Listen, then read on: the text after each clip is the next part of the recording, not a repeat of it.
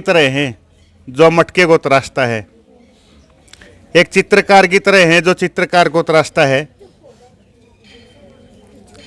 और उस तराशने में ये पता नहीं कि हमारे हाथों से कौन सी चीज़ तराशी जाती है और क्या बन जाते वो। हमने भी एक चीज़ तराशी अच्छी, जो हमारी तराशी हुई चीज़ हरियाणा के अंदर अपना नाम कमा रही है, और वो शख्सियत हमारे बीच में बैठी है। हमारे शिष्य जो पत्रकारिता में अपना नाम कमा रहे हैं वो है अजय भारद्वाज।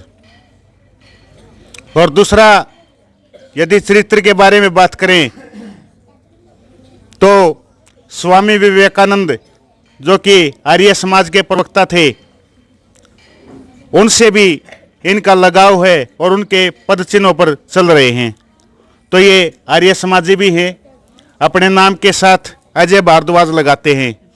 तो मैं तुम सभी के बीच में तुम्हें अच्छी शिक्षाएं देश के आर्य समाज के बारे में बता सकें और स्कूल के बारे में भी बता सकें, जो यातनाएं मजबूरन हमारे द्वारा तुम्हें दी जाती हैं पढ़ाई के ऊपर दबाव डालने के लिए कि तुम पढ़ लिख करके अच्छे इंसान बन सको, उसके बारे में बताएं कि इन्होंने इस स्कूल के अंदर अपना जीवन यापन कैसे किया और आज कहां से कहां तक पहुंच गए। तो अजय भारद्वाज।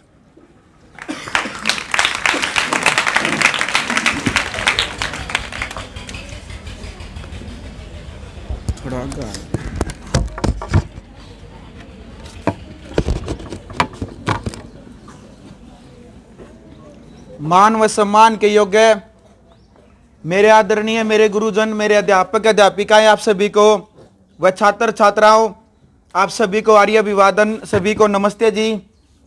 और जिस प्रकार से विनोद जी ने बताया कि इसी स्कूल से निकला है, ये यहीं का छात्र हमारा शिष्य है और छठी क्लास से लेकर के 12वीं क्लास तक यहीं से मैंने शिक्षा प्राप्त की थी।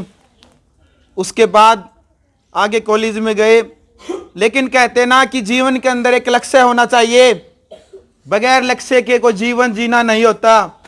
वो कहते ना कि ना मुश्किलें ना तकलीफें तो क्या मजा है जीने में, ना मुश्किलें ना तकलीफें तो क्या मजा है जीने में, अरे हमने तूफानों को टलते देखा जिनके लक्ष्य है सीने में। तो आप सभी को पता है कि जीवन के अंदर आप इस छोटी ही उम्र में ही एक लक्ष्य लेकर के चलेंगे, क्योंकि आप सभी को पता है जब छोटे होते हैं हमसे भी इसी स्कूल में पूछा जाता था कि आप बड़ा होकर के क्या बनेंगे। कोई डॉक्टर कहता था, कोई वकील कहता था, कोई आईएएस ऑफिसर, कोई आईपीएस ऑफिसर, कोई कुछ। मैं कहता हूं कि जीवन, क्योंकि लीडरशिप और नेतृत्व और लक्ष्य प्राप्त करने के लिए कोई उम्र मायने नहीं रखती। आप छोटी ही उम्र में ही अपने लक्ष्य को निर्धारित करके चले। फिर कहते हैं कि आज जो वर्तमान के अंदर जो बच्चों की जो स्थिति बनी हुई है स्कूलों के अंदर या फिर युवा वर्ग के अंदर, वो आत्मविश्वास व मनोबल की कमी है। जिस प्रकार से जब आप छोटा बच्चा यहाँ पर आता है, जैसे बोल रहा था तो आप सभी हंस भी रहे थे, वो अटक जाता तो आप हंस भी देते हैं, लेकिन हंसना नहीं चाहिए। उसका आत्मविश्वास व उसके मनोबल को आप लोगों ने बढ़ाना चाहिए, क्योंकि इतिहास उन्हीं लोगों ने रचा है जिन्होंने अपने आत्मविश्वास और अपने मनोबल को कभी गिरने नहीं दिया है। फिर बात आती है कि भाग्यशाली या फिर पुरुषार्थवादी। जीवन में कई बच्चे सोचते हैं कि मैं तो गरीब हूँ, मेरे भाग्य में तो ये नहीं है, मेरे पास तो ये साधन उपलब्ध नहीं है और मैं कामयाब नहीं हो सकता। आपको बताना चाहूंगा कि चंद्रगुप्त मौर्य का नाम आपने इतिहास में सुना ही है। इतिहास का ज्ञान इसलिए बता रहा हूं आपको, क्योंकि इतिहास का जो ज्ञान होता है वो वर्तमान में व्याख्या करने के लिए नहीं, लेकिन भविष्य निर्माण करने के लिए इतिहास को जानना अत्यंत आवश्यक होता है।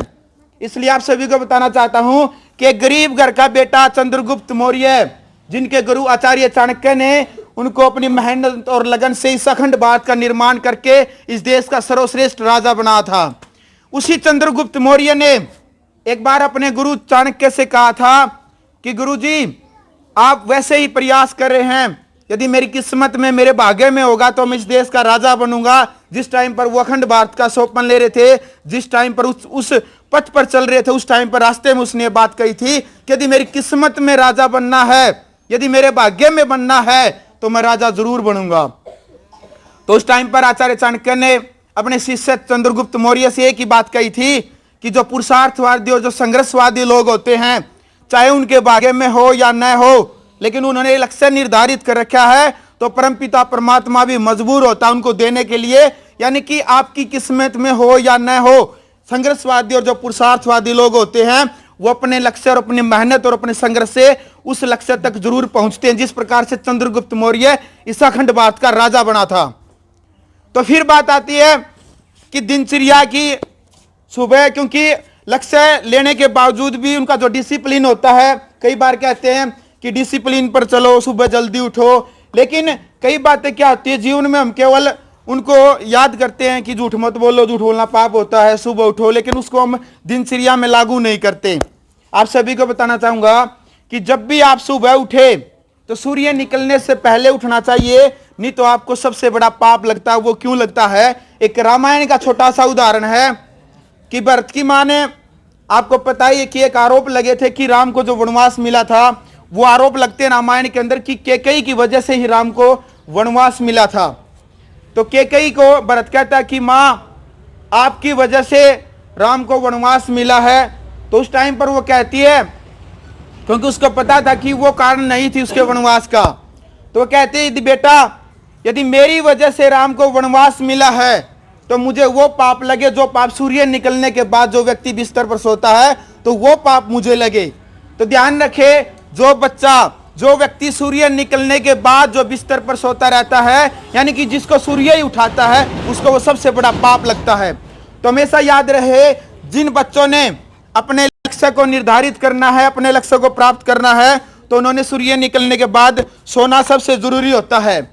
फिर आता है, सभी, मैं यूनिवर्सिटियों में भी जाता हूँ, कॉलेजों में जाता हूँ, बहुत सारे जो कोचिंग सेंटर है उनमें भी जाता हूँ, विद्या जो होती है, विद्या के बारे में बताता हूँ कि असल विद्या होती क्या है।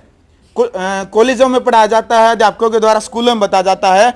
विद्या होती है प्रकृति से लेकर परमात्मा तक, दोबारा फिर एक बार ध्यान से बताना चाहूंगा, प्रकृति से लेकर परमात्मा तक पर्यंत पदार्थों के बारे में सत्य सत्य जानकारी प्राप्त करके उनका लाभ उठाना ही सत्य विद्या है। जो पदार्थ जैसा है उसको वैसा ही बतलाना असल सत्य विद्या है। यानी कि घड़ी को घड़ी और फोन को फोन और इस माइक आईडी को माइक आईडी कहूंगा तो यही सत्य विद्या है, और इस घड़ी को मैं फोन और फोन को घड़ी कहूंगा तो यह अविद्या है।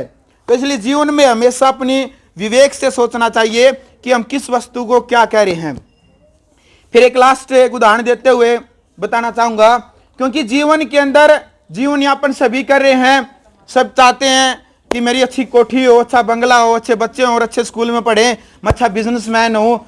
लेकिन एक वेद का मंत्र है कि निजी सुखाए निजी हिताए, बहुजानी हिताए बहुजानी सुखाए। यदि आप लोग केवल अपने बारे में ही सोचोगे, केवल अपने परिवार के बारे में ही सोचोगे, तो आपको केवल और केवल उतना ही सुख मिलेगा एक सीमित मात्रा में। और यदि आप, वेद का फिर दूसरा मंत्र है कि बहुजानी हिताए बहुजानी सुखाए, यदि आप बहुत सारे लोगों के बारे में, समाज के बारे में, इस राष्ट्र के बारे में, उस पूरे विषयों के बारे में सोचते हैं, तो आपको उतना ही ज्यादा सुख मिलेगा। फिर कहते हैं, जैसे चंद्रगुप्त मौर्य अपने गुरु से कहता है कि मुझे जीवन में सुख प्राप्त करना है, मुझे सुख चाहिए। और सुख तो भाई इस जीवन के अंदर सभी को चाहिए, सभी चाहते हैं कि मुझे सुख चाहिए, लेकिन हर चीज का एक मूल होता है, सुख प्राप्त करने का भी एक मूल होता है। जिस प्रकार से चाणक्य ने कहा कि सुखस्य मूलम धर्मस्य, कि सुख प्राप्त करने के लिए आपको धर्म करना पड़ेगा। फिर चंद्रगुप्त मौर्य कहता है कि जी सुख प्राप्त करने के लिए तो धर्म करना पड़ेगा, फिर धर्मस्य मूलम किम, कि धर्म करने के लिए क्या करना पड़ेगा। फिर वो कहते हैं कि धर्मस्य मूलम अर्थस्य, कि धर्म करने के लिए धनवान बनना पड़ेगा। फिर कहता है कि अर्थस्य मूलम किम, कि धनवान बनने के लिए क्या करना पड़ेगा। फिर कहता है कि अर्थस्य मूलम जितेंद्रिय, कि धनवान बनने के लिए चरित्रवान और ब्रह्मचारी और मेहनती और पुरुषार्थवादी बनना पड़ेगा। क्योंकि आप यदि बिजनेसमैन बनते हैं या फिर आपने कोई जॉब करनी है, तो उसके लिए भी आपको चरित्रवान और ब्रह्मचारी और पुरुषार्थवादी बनना है, तो आपका भविष्य निर्माण अच्छा होगा, अन्यथा नहीं। जो चरित्रवान जो शब्द है, जितना सुनने में आसान लगता है, इसके ऊपर चलना उतना ही कठिन होता है। अभी जो उम्र है आपकी, जब आगे आप नौजवान अवस्था में होगे, तब जाकर के आपको पता चलेगा कि जो चरित्रवान जो शब्द है, इसका महत्व कितना बड़ा है। तो इसलिए सभी बच्चों से मेरा निवेदन है कि हमेशा चरित्रवान बने, हमेशा ब्रह्मचारी बने और खुल करके माता पिता और अध्यापकों को भी, अपने बच्चों को, अपने शिष्यों को ब्रह्मचारी और चरित्रवान के बारे में हमेशा ज्ञान देना चाहिए। आगे थोड़ी, क्योंकि मेरी तबीयत थोड़ी खराब थी 10 दिनों से, थोड़ा 5-10 मिनट का जो भाषण है वो मैं बाद में दूंगा। आप सभी का बहुत बहुत धन्यवाद। नमस्ते जी।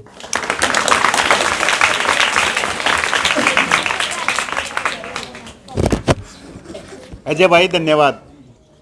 बच्चों को अच्छी शिक्षा दी, अच्छी जानकारियां दी, और हमारा शिष्य इतना अच्छा वक्ता है, हमें ये जान करके बहुत खुशी भी हुई। हमें जिसके ऊपर मेहनत करते हैं ना, किसी चीज़ को किसी लक्ष्य तक ले जाने के लिए जो मेहनत करते हैं, आवाज़ नहीं भाई, और जब हम उसको लक्ष्य तक पहुंचा देते हैं, लक्ष्य पे जाने के बाद कोई भी चीज़ है, प्रकृति का नियम है, उसको लक्ष्य तक ले जाने के लिए उसके ऊपर जो हम बंधन लगाते हैं, वो फिर उन बंधनों से मुक्त होना चाहता है, वो खुद स्वतंत्र होना चाहता है। और उस स्वतंत्रता का एक छोटा सा एग्जाम्पल है, उसके साथ फिर उसके जीवन के साथ क्या घटित होता है। हम एक पतंग उड़ाते, पतंग, उसको उड़ाने के लिए हम उसका प्रारूप तैयार करते हैं पतंग बनाने का, उसको धागा बांधते हैं, पूंछ बांधते हैं उसके पीछे, और फिर उसको उड़ाने के लिए हवा के विपरीत हम दौड़ते हैं, मेहनत करते हैं, और फिर उसको आसमान की ऊंचाइयों तक लेकर के जाते हैं उस पतंग को। और जब वो अपने एक निश्चित लक्ष्य पर चला जाता है पतंग, तो उसकी इच्छा होती है कि जो धागा हम अपने हाथ में पकड़े हुए हैं, जिस धागे को पकड़ करके हमने मेहनत करके उसको लक्ष्य तक पहुंचाया, ऊंचाइयों तक पहुंचाया, तो उस पतंग की इच्छा होती है कि इस धागे को तोड़ा जाए, इस बंधन को तोड़ा जाए, और मैं और ऊंचाइयों पर जाऊं। लेकिन उस पतंग को यह नहीं पता होता कि जो धागा तेरे साथ बंधा हुआ है वही तुम्हें मार्गदर्शन दे रहा है, और उसी के सहारे पर तू इतनी ऊंचाइयों पर है। जो पतंग इतना आतुर नहीं होता कि वो धागा तोड़े, तो वो तो अपने लक्ष्य पर निर्धारित रहता है और अपने एक सफल मुकाम पर रहता है। लेकिन जो पतंग पूरा आतुर होता है और वो उस धागे को तोड़ देता है, तो उसको ये नहीं पता होता कि अब तुझे जाना किस दिशा में है। और फिर उसका हाल ये होता है कि बगैर लक्ष्य के वो नीचे की तरफ गिरता है और पता नहीं कहाँ पर झाड़ियों में जाकर के अटकता। वो उस पतंग का प्रारूप समाप्त हो जाता है, उसका आकार समाप्त हो जाता है, वो बिल्कुल तहस नहस हो जाता है, उसका यहाँ तक कि तन भी फट जाता है।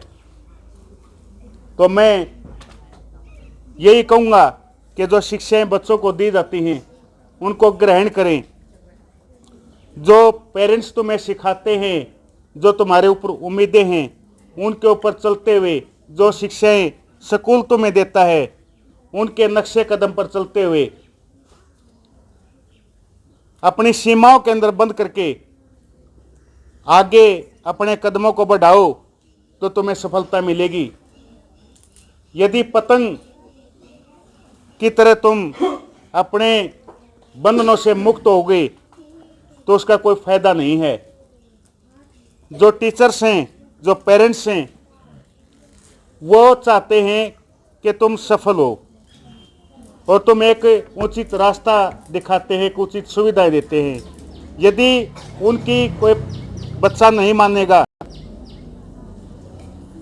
तो उसका भी हाल उसी पतंग की तरह होगा जो अपने लक्ष्य से भटक जाता है और वो अपनी जीवन लीला को समाप्त कर लेता है।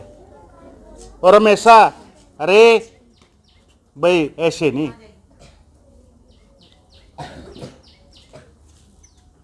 टीचर जब बोलता है ना, अध्यापक बोलता है या कोई भी वक्ता बोलता है, तो उसको मज़ा तभी आता, चाहे वो गायक हो, चाहे वो कवि हो, चाहे अध्यापक हो, चाहे प्रवक्ता हो, कोई भी हो, तभी मज़ा आता जब नीचे से शोर ना आए, या फिर शोर इतना आए कि किलकारियाँ लगें।